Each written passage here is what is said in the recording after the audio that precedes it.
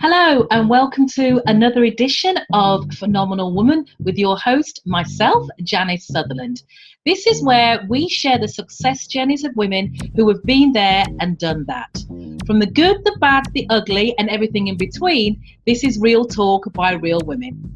We will share with you the highs and lows of their success journey so you can navigate same with confidence, integrity, and a smile. This week, I am delighted to be joined with Dionne Clark Emtage. Dionne has had a meteoric rise through her career.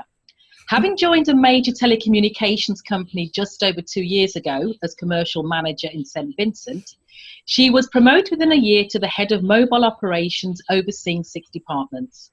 Returning to her beloved Barbados in December, she was appointed as the head of commercial, responsible for driving the strategy and implementation of products and revenue.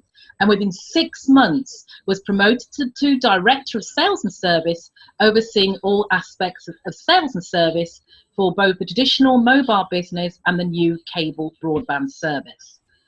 Her early days, however, saw her pursuing a very different goal, exploring her more creative side, and she had her own editorial in a local newspaper at the age of 16, wow, and her own publication launched at the age of 17.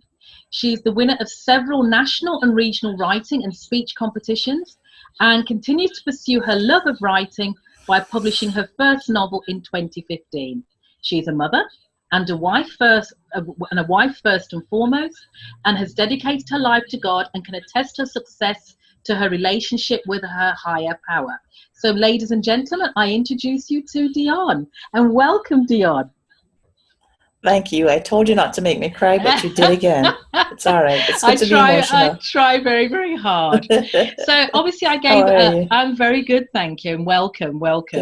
I tried to give I gave obviously a brief intro into what you're doing, so your background, but maybe you can tell us a little bit more about your beginnings and what's the motive, what you're doing right now. Okay, so you would have said that I would have started in telecommunications currently, but what I didn't say in my bio was I actually started right out of college in another telecoms company as a temp. So my mother had moved to another island, and I went to visit her for one summer while I was in university. And Dionne, being Dionne, needed to do something during that summer. Knocked on the door of a telco company and said, "Hi, do you have any jobs?" And they said, "It's funny enough, we do have someone who's going to go on a maternity leave. Would you like to come and sit into that role?" Did that. They ended up asking me if I could stay. Now, I was in university at that point in time, but I also was very attached to my mom. So I decided to stay. And within a year, I became a sales manager, and then it all started from there. So that was my humble beginnings. And I think because I started very close to the bottom, it gave me that kind of advantage. So my advice is, it doesn't matter where you start, it's where you end up is what's important. Very much.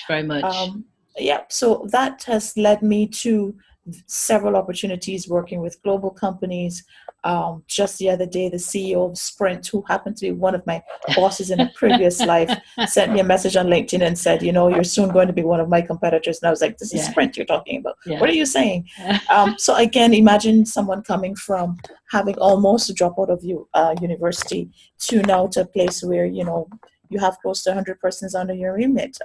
I think that makes me think about the opportunities out there if you really put your head down and not be limited towards, you can't do this, because you can if you want to. That's how I feel about it. And that's one of the things about doing this podcast, is about showing women, anybody basically, that it doesn't matter where you start. It's what you actually do with the opportunities presented. That's right. That make the difference.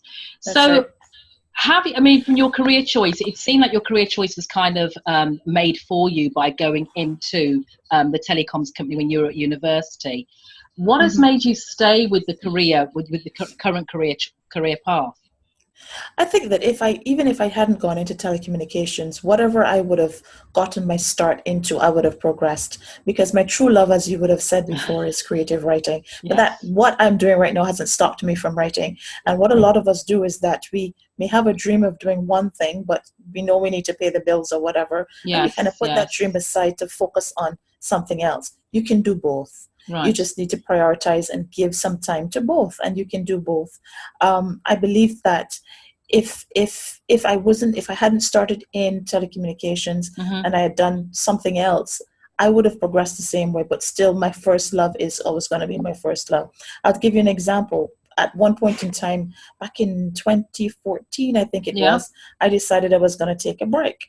And I decided I was going to take a year off and just travel and, the usual. Yeah. Within 3 months, I was working in a cosmetic company. Now, I don't know anything about cosmetics more than I think that they're pretty. But it's just about what you do with that time. But ultimately, my first love still my first love is still really writing, but I love telecommunications and I love technology and I love the experience that it affords me, because we are the next thing that will control the world apparently.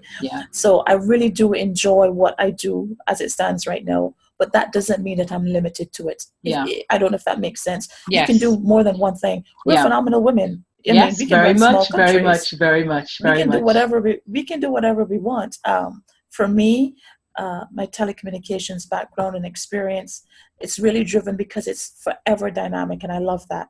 There's nothing consistent except the change that it goes through.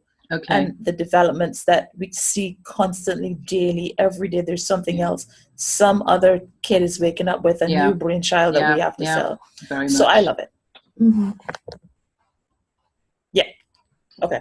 So thanks, Dionne. So you talked about being able to do more than one thing and balance your creative writing and your career. What advice would you give to the women out there who want to do something similar, want to balance family life, base the work-life balance? Learn how to say no. That is so important. As women, especially if you're working in a male-dominated environment, and I mean, it sounds cliche. We feel like we have to work 16 times harder, and we're probably made to feel that way. And I will say to you that I have had to learn that, as and I have to constantly remind myself that I don't have to overperform. I think that you need to manage your people that are around you and manage the expectations and make time for yourself. Now, that's easier said than done, especially if you're balancing family, if you have a career, and if you want to do something creatively. So you have to learn how to say no.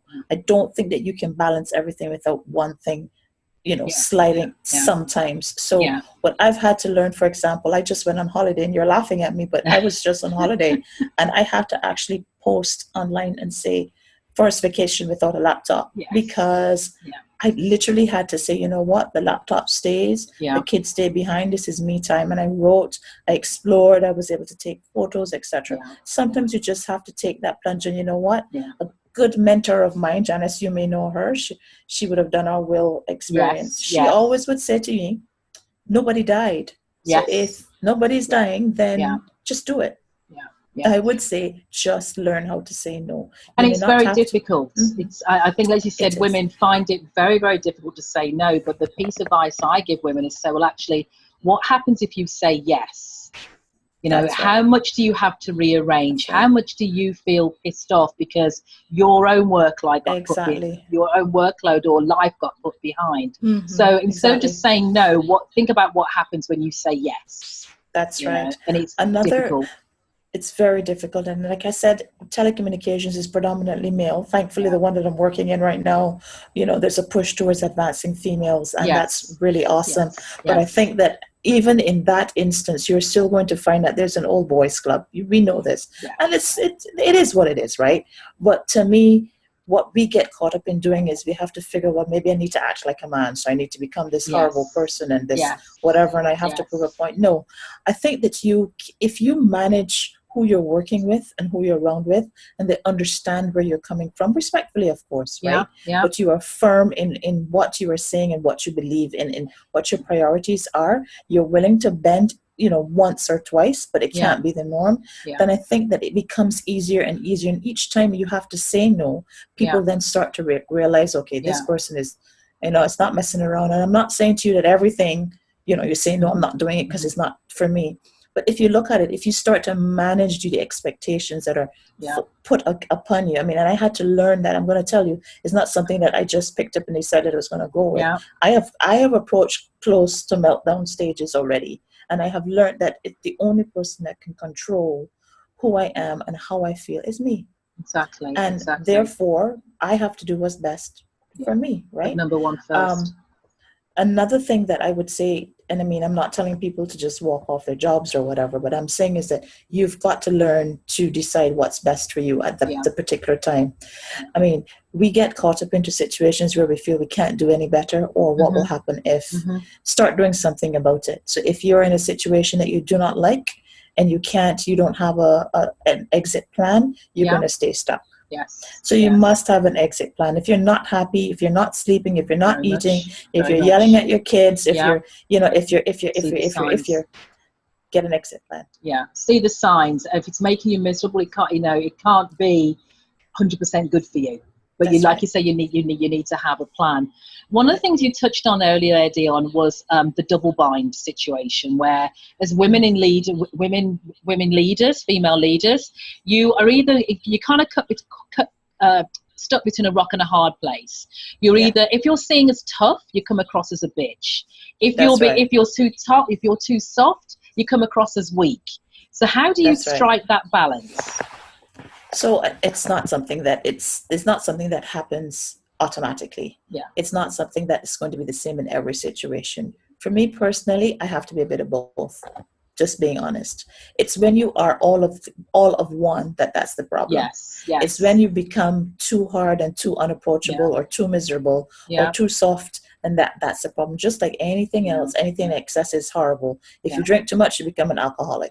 If you sleep too much, you're lazy. If you eat too much, you become fat. But you still need to eat. You still need to, the Bible says that a little bit of red wine is good for the soul.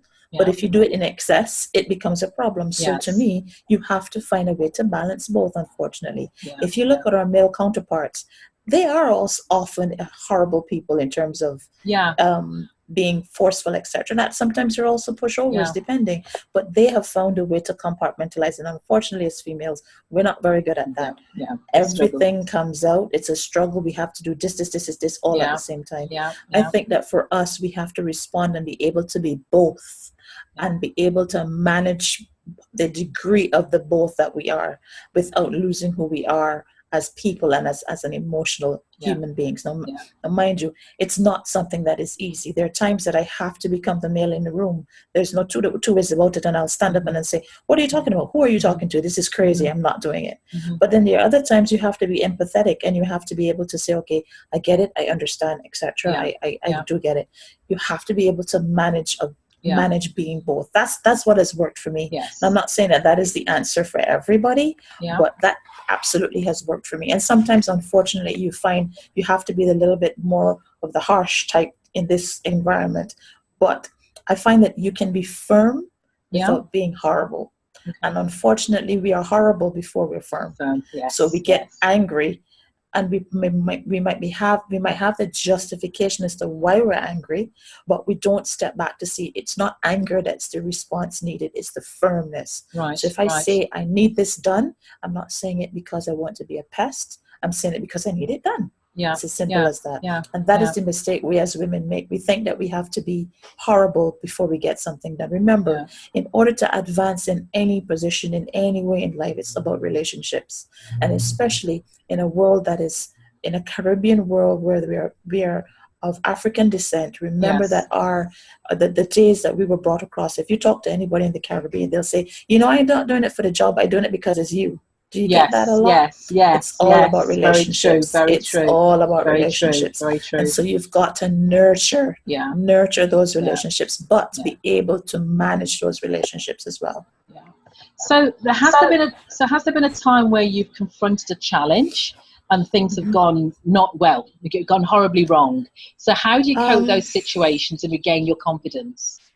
So Absolutely, there have been circumstances where you feel as though you've put your best foot forward. Yeah. I've had instances where I felt that I was bringing people along, I was mentoring them, but they were actually resentful because there was envy, and Right. unbeknownst to me, Yeah. right? Yeah. And that actually, for me, I don't get angry, I get hurt first, because to me, I feel as though I'm putting this out, I'm trying so hard, but this is what's happening. And then I'd beat myself up at that point in time. Right. I had to step back. And in my bio, I would have said to you that spirituality is very important to me. And I find that in times when I feel depressed, or I feel let down, or I feel as though things aren't going the way they're supposed to go, I speak to that situation. Right. The power of the tongue, whether or not you are spiritual or whether or not you believe it, but the power of the tongue is extremely important. Whatever you put into the atmosphere tends to come back in one way or the other. So I do a lot of, personally, I do a lot of positive affirmations. Yes. I get up in the morning. I don't do the go and stand in the mirror and say, you are great, you are good, da, da, da. I don't do that. But I do believe that positive affirmations are good. Get into a good book, find positive affirmations. If you are a Bible reader, which I am, get into the Word, find verses that affirm who you are as a woman, as a human being, as God's child. If you are not spiritual, good luck on that one. But if you are not, there are texts out there that you can read, and you take these affirmations. So I've had instances where every single morning, I declare it's going to be an awesome day. It's going to be a productive day. It's going to be a fantastic day. And something as simple as that, there's a shift in the atmosphere, because you've actually placed that out there that you believe that you're going to have a fantastic day. And that is how I get through those rough spots. Positive affirmation and seeking God. So you talked about your positive affirmations and stuff. Do you have a favorite one that you use, and why is it meaningful to you? Okay, so the favorite one that I have, it's meant for something else, but I'm always saying witty ideas and inventions. Okay. Productivity, no challenges, safety and health, in that exact order. Right. Witty ideas and inventions, no challenges, productivity, safety and health. I don't know why that sticks with me, but for some reason, I don't know. It just, every day, that's my affirmation. Right. Today is going to be a day. And then if I'm having an especially rough day, it's divine and supernatural favor. I just want favor. And sometimes you will find I'll walk into an office and the person or the thing that was bothering me and kept me up at night, which was ridiculous, disappears. Right. And then it's a lesson to me, because sometimes we are harping about something for days and nights, and if it involves another person, chances are they don't even know what you're harping about. It's very true. They don't even care. It's very true. Or they've moved on. The situation or scenario, the situation or this, the situation or the scenario actually disappears as well. Yeah. So, as you said, you're a writer. So, has there been a book that's influenced you through your career journey, and why did you choose it, and what's been your learning from that particular book? I will ask you to repeat, because we lost connectivity just now. Sorry. So I just heard the last part. So yes, I was referring to you being a writer. So, and I would assume you're also a reader, where you alluded to that. So what has been a book that's influenced you through your career journey? Why have you chosen that book, and what's been your learning? Okay, so there's a book that's called, it's the Net Promoter Score. It's the book that's written to explain what the Net Promoter Score is. I'm going to be embarrassed to tell you that I don't think. No, what's the question? I think I'll get the name for you, but it's a book that I read about maybe almost 10 years ago. Right. And it's a book about explaining a process that we use even now about advocacy. Right. And it basically asks the simple question: would you recommend me to meaning the actual product to a friend to a friend or family member? And for some reason, I've taken that personally.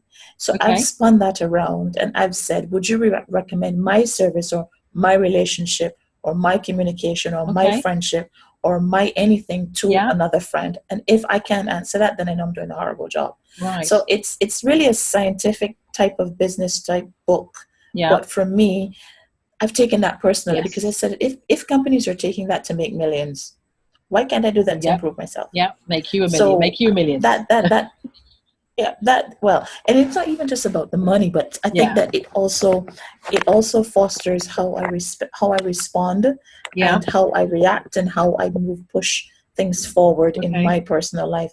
Because Okay. if you're not going to talk about me in a positive way or become an Yes. advocate, then I've done Yeah. something wrong. Yeah. Yeah. And if you're a detractor, and that's what's in the book in terms of I don't like the product, but if you don't like me or what I've done or what Yeah. my service is to you, Yeah. then I know I need to improve. And if you're just stuck in the middle, you're just kind of hostage. So Yes. that has been the book that has and I'm gonna get the name of that book. I'm here googling it as well right now to tell you No what it is. problem. No problem. So, what Okay. advice would you give your teenage self now, looking back? Um, hmm, that's a good one. The left side of my brain will say, do exactly what you did. Yeah. The right side of my brain would say, explore your creative side some more. Okay. I think that if I would have, so when we were growing up, we were told, get into school, get into Yes. university, get a good job, Yes. Yes. make sure you stay there, da da da da da Yeah. da da da Yeah. da. Yeah. Yeah.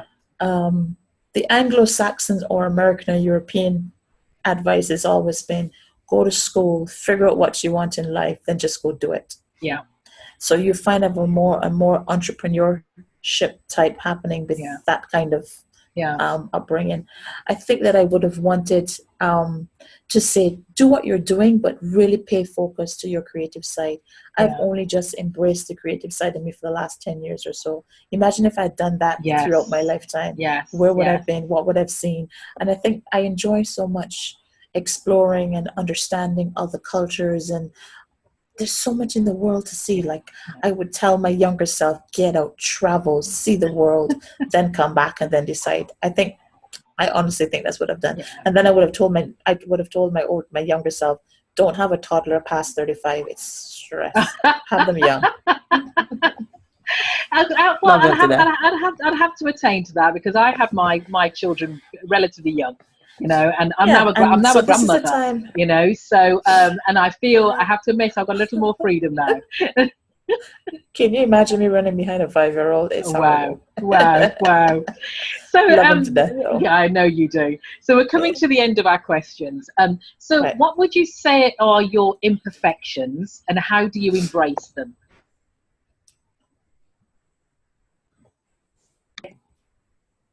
So my imperfections. I think that I find one every day that I didn't know was there before, to be very honest with you. Um, my imperfections are different depending on who you ask. My husband will tell you that I work too hard. Yeah. My son will say to me, "Mommy, you ask too many questions." Um, I'd say one of my imperfections is that I try to be perfect. Right. I think that's an imperfection because you Yeah. cannot, unless you're God, you're not perfect. Yeah. And because of that, I tend to be very hard on myself if I slip up. Right. How I embrace that is that positive affirmation that I was telling you about. Yes. And I understand that this is within within my DNA to feel like Right. if I don't get 100% that Yeah. I'm off. Yeah. But I'm learning every single day to just breathe. To breathe. And really understand nobody will die if you don't get it all done. I think that is my major imperfection, is that I try to be perfect. And I think that it makes life harder than it needs to be for me, because Right. I don't allow myself the opportunity to just breathe. Right. I think that I'm also a little bit too serious at times. I think that I have to solve the world's problems. So I need to solve the Trump problem. I need to solve, you and everybody else. every single, yeah.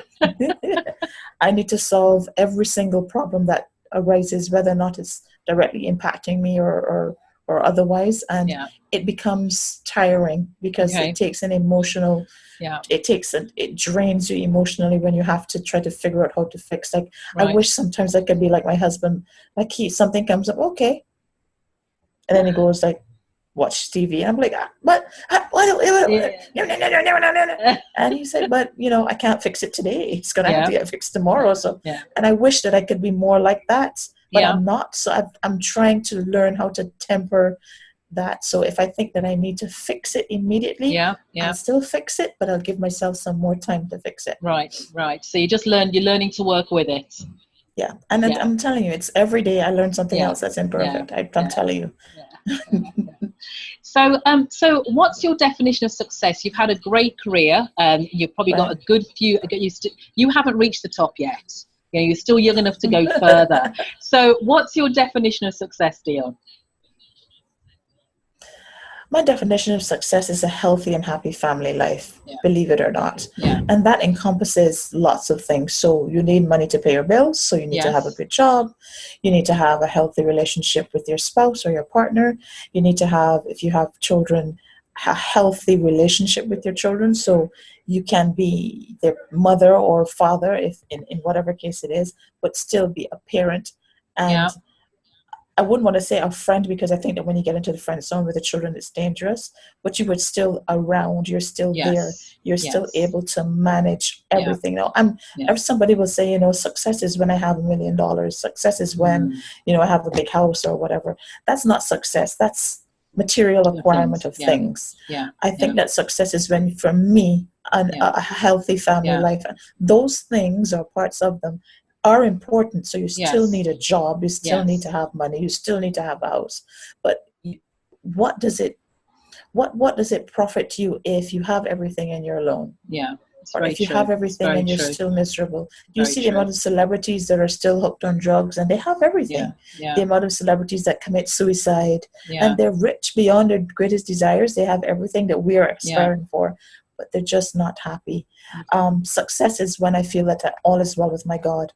Excellent. And that I've lived one day, every single day, in the path that I'm supposed to take, that He's designed for me. That's success. If I feel that I can sleep with an easy conscience, that's success for me as well. Okay, so finally, one thing we didn't explore was your creative side, and you said you've written a book. So if our listeners want to know about your book, how can they find out about it? This is a free plug. Wow. Well, my book is available on Amazon. I'm not sure if Barnes & Noble still stocks them, but definitely it's online on several locations. So it's Barnes & Noble, it's Amazon, it's on eBay, it's on several. So if you just Google Gray Skies, Gray Skies, Gray, not Grey. My pen name is Emtage, so L as in French, ELLE, Emtage. You'll see my face pop up, and you'll see where you can get them. But it's all online. Locally, it's I'm not sure. It would have been in local bookstores, but it was published 2 years ago, so I'm not sure if they're still carrying it. But definitely, the money is in online, so go support the sister. Go buy the book. Fabulous, fabulous, fabulous. Well, Dionne, it's been wonderful speaking to you. You've given us so much great insight, and I'm sure our listeners have really loved listening to you. And I'm sure our paths will cross again. Absolutely, anytime. Thank you very much. Thank you. Take care. All right. Bye-bye. So that was the fabulous Dionne Clark Emtage, and I hope you really enjoyed listening to her. It was a great delight and great insight into how she navigates her success. So all that's left to say is thank you all for listening, and it's been my pleasure to show up here each week to connect with like-minded women like yourself who want to live their life to the fullest and be empowered to take their career to the next level. Remember, you are the author of your own story. You control the narrative, and you have the power to make your story a happy ending, so own it. If you have loved what you heard today and you really want some support in taking the next steps in your career or your life, please visit janicesutherland.com for more information on how I can help empower you to transform your dreams into actions. And please remember, share this with all the other phenomenal women you know. Until next time.